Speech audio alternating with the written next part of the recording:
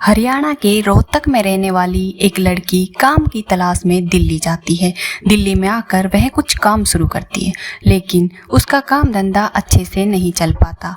तो कुछ समय बाद वह अपनी एक कंपनी शुरू करती है और उस कंपनी में वह सुंदर सुंदर लड़कों को काम पर रखती है और उन लड़कों को काम दिया जाता है कि तुम्हें गली मोहल्लों, स्कूल, कॉलेजों के बाहर जाना है और वहाँ पे सुंदर सुंदर छोटी उम्र की लड़कियों से दोस्ती करनी है और धीरे धीरे उनसे फिजिकल रिलेशन भी बनाने हैं।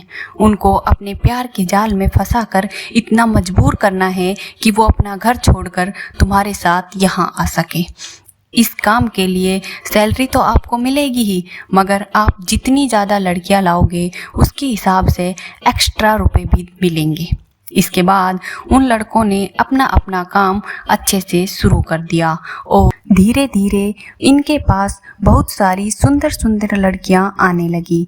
अब उस कंपनी को शुरू करने वाली लड़की इन सुंदर सुंदर लड़कियों को धंधा कराने के लिए अलग अलग जगहों पर भेजने लगी और इससे आते थे उनके पास बहुत सारे पैसे।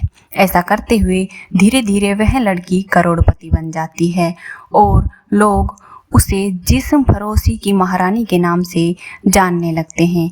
आज हम जिस लड़की की कहानी बताने जा रहे हैं वह लंबा कद, खूबसूरत चेहरा के सहारे देश भर में देह व्यापार का धंधा चलाने वाली सोनू पंजाबन की है। उसने हरियाणा, यूपी के साथ साथ दिल्ली पुलिस की भी नाक में दम कर रखा था। इसके चलते सोनू पंजाबन को दिल्ली की लेडी डॉन कहा जाने लगा। सोनू पंजाबन से अच्छे अच्छे लोग डरते थे, लेकिन उसकी एक बदकिस्मती थी कि सोनू पंजाबन जिससे भी शादी करती उसी को पुलिस एनकाउंटर में मार देती थी। आज हम जो सच्ची घटना सुनाने जा रहे हैं वह है दिल्ली की मशहूर डॉन लेडी सोनू पंजाबन की। कहानी शुरू करने से पहले अगर आपने अभी तक हमारे चैनल को सब्सक्राइब नहीं किया है तो कर लें, साथ ही बेल आइकन भी प्रेस कर लें ताकि आने वाली वीडियो का नोटिफिकेशन आपके पास सबसे पहले पहुंच सके। चलो अब कहानी शुरू करते हैं। 9 फरवरी 2014 की सुबह नजफगढ़ थाने में 16 साल की एक लड़की आती है। वो पुलिस अफसर से कहती है कि साहब, राजपाल नाम का एक व्यक्ति है जो रोहतक का रहने वाला है। उसके पास मेरे कुछ ज़रूरी डॉक्यूमेंट्स हैं। क्या आप मुझे मेरे डॉक्यूमेंट्स दिलाने में मदद कर दोगे? उस लड़की की बातें सुनकर पुलिस अफसर उस लड़की से कहता है कि आपकी बात मुझे कुछ समझ नहीं आई। आप मुझे अपनी बात पूरी बताइए ताकि हम आपकी कुछ मदद कर सकें। जब लड़की पुलिस को पूरी बात बताती है तो उस लड़की की बात सुनकर सभी पुलिस वाले दंग रह जाते हैं। दरअसल वह लड़की बताती है कि साहब, मैं जब सन 2006 में कक्षा 6 में पढ़ती थी तब मैं 10 साल की थी। उस समय मेरे स्कूल के सामने एक लड़का रोज आता था, उसे मैं रोज देखती थी। इसके बाद हम दोनों में दोस्ती हो जाती है। वो मेरा बहुत ख्याल रखता है, मेरे लिए रोज चॉकलेट, आइसक्रीम लाया करता था। 3 साल बीतने के बाद एक दिन वह लड़का संदीप मुझसे कहता है कि क्या तुम मुझसे शादी करोगी? क्या हम कुछ समय साथ बिताएं? वो लड़की बहुत ज़्यादा खुश हो जाती है। शायद वो इन्हीं पलों का इंतज़ार कर रही थी।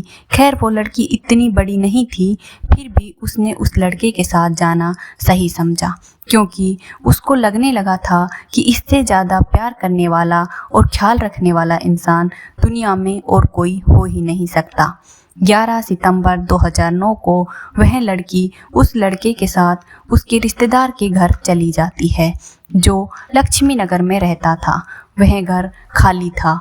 वहाँ वह लड़का उस लड़की के साथ कई घंटे बिताता है और वह वहाँ उसके साथ कई दिनों तक रहती है और इसके बाद कई लोगों ने भी उसके साथ बारी बारी से फिजिकल रिलेशन बनाए, लेकिन इससे उस लड़की को कोई ऐतराज़ नहीं हुआ क्योंकि वह वहाँ अपनी मर्जी से आई थी। पर उस लड़की को कहाँ पता था कि जो उसके साथ बुरा हुआ है उससे कहीं ज़्यादा बुरा उसके साथ आगे होने वाला है। इस लड़की को 3-4 दिनों के बाद दूसरी जगह ले जाया जाता है और वहाँ जाकर उसे बेच दिया जाता है, उससे धंधा कराया जाता है। वह लड़की ऐसा खुशी खुशी करने लगती है, नए नए लड़कों से संबंध बनाने को तैयार हो जाती है, क्योंकि वो सोचती है कि संदीप की बात मानने से वह उससे शादी कर लेगा। लेकिन ऐसा नहीं होता है, उस लड़की को वहाँ से कहीं और बेच दिया जाता है। ऐसे ही 10-12 जगह बिकते बिकते वह लड़की एक महिला जिस्म फरोशी की महारानी कही जाने वाली सोनू पंजाबन के पास पहुँचती है।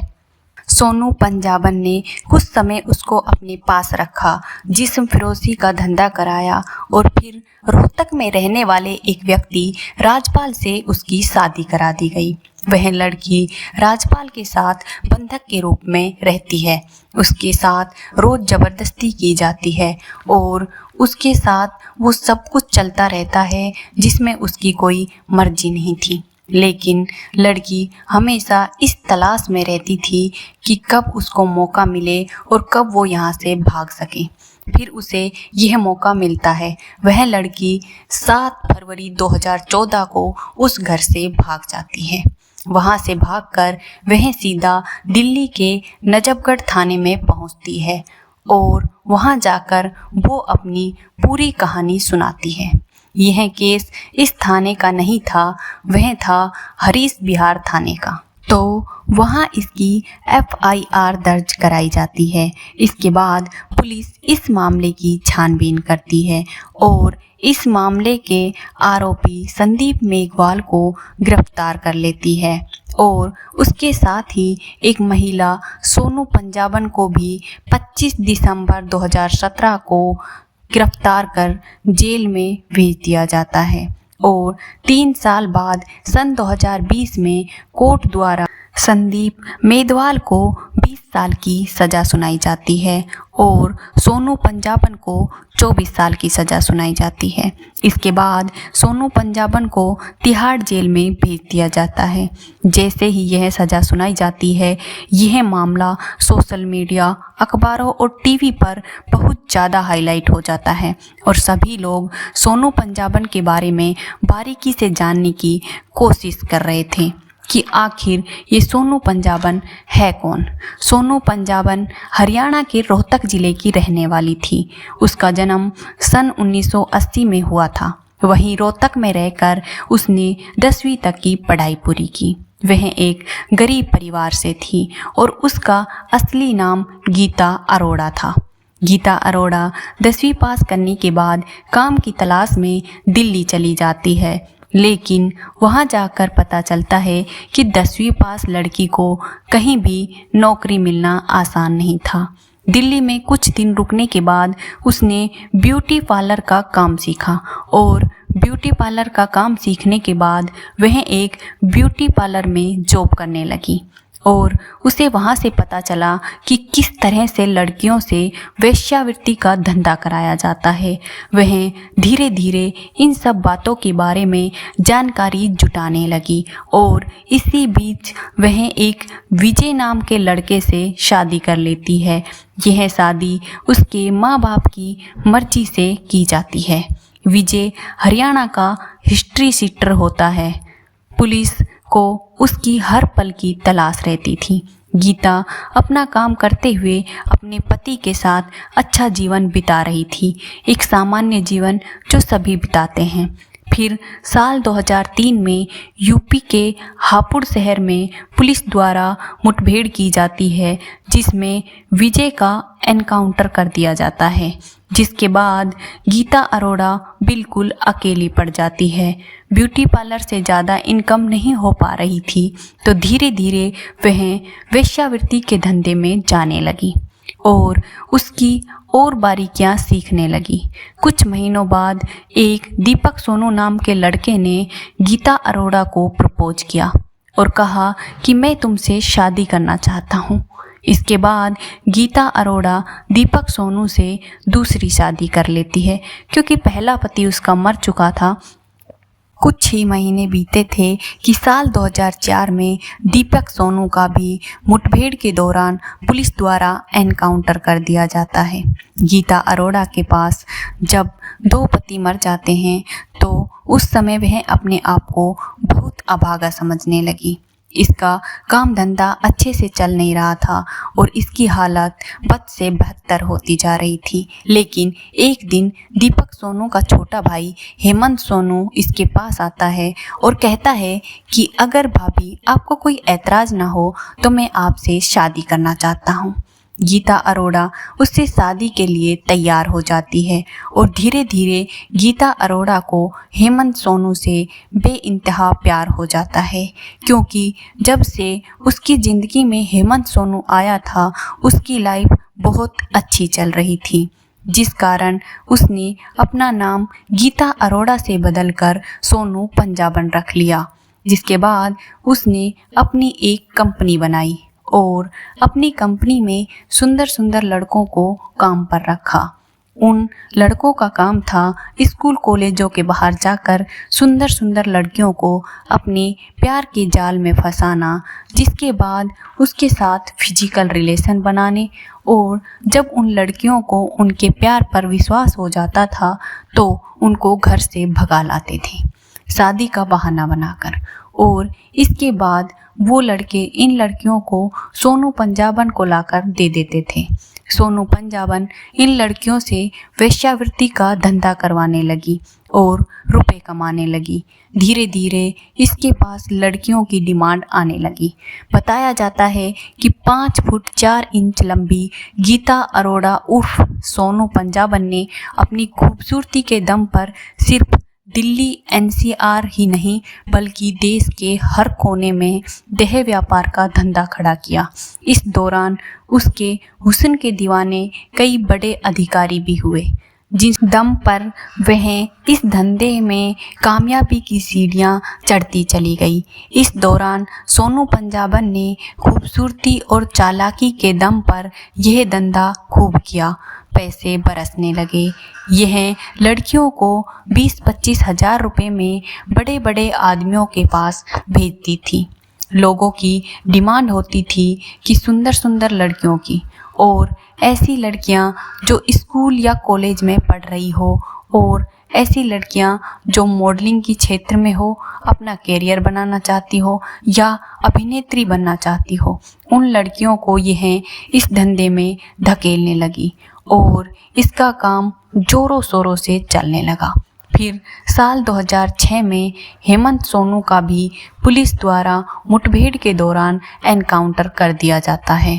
हेमंत सोनू का एक दोस्त था अशोक बंटी। फिर अशोक बंटी ने पूरा काम संभाल लिया, लेकिन अशोक बंटी ने सोनू पंजाबन से शादी नहीं की थी।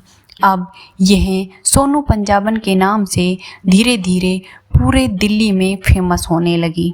लेकिन इसकी बदकिस्मती यह थी कि अशोक बंटी भी पुलिस के हाथों मारा जाता है। इसके बाद सोनू पंजाबन खुद अपने बलबूते पर ही देह व्यापार के धंधे में उतर गई। उसने लड़कों के साथ साथ लड़कियों को भी सैलरी देना शुरू कर दिया और कहा कि ज़्यादा से ज़्यादा लड़कियां लेकर आओ। इस धंधे की एक ख़ास बात यह थी कि एक जगह धंधा नहीं कराया जाता था, बल्कि कॉल करके लड़कियों को बुलाया जाता था, जैसे कॉल गर्ल को बुलाया जाता है। लड़की की डिमांड करने वाले इंसान के पास पहले सुंदर सुंदर लड़कियों की फ़ोटो भेजी जाती है ताकि वो अपनी पसंद की लड़की चुन सके और उसके अनुसार ही रुपए दे सके। ऐसे ही धीरे धीरे दिन बीतते जाते हैं। इस बीच उस पर कई मुकदमे दर्ज होते हैं। वह जेल भी जाती है, लेकिन सबूतों के अभाव के कारण उसे सज़ा नहीं मिल पाई। फिर एक लड़की जो संदीप मेघवाल के चक्कर में आई, उसके कारण सोनू पंजाबन पर मुकदमा दर्ज होता है और पुलिस पूरी ईमानदारी के साथ इस मामले की जांच करती है, जिसमें सोनू पंजाबन दोषी पाई जाती है और द्वारिका कोर्ट द्वारा इसे 24 साल की सज़ा सुनाई जाती है और अब वह तिहाड़ जेल में अपनी सज़ा काट रही है। सोनू पंजाबन ने इस धंधे में करोड़ों रुपए कमाए थे, जिसके नाम से लोग डरते थे, कांपते थे, क्योंकि यह दिल्ली में लेडी डॉन के रूप में मशहूर थी। इस पूरी घटना को सुनाने के पीछे हमारा उद्देश्य आपको जागरूक करना, सचेत करना है।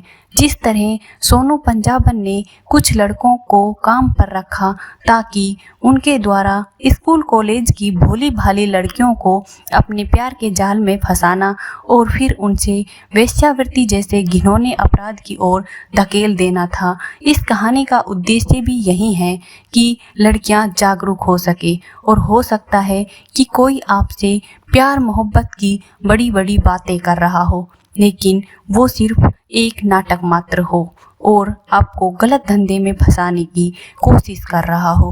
रिपोर्ट के अनुसार आजकल यह धंधे बहुत ज़्यादा मात्रा में किए जाते हैं, घरों में, होटलों में, कोलघर के रूप में।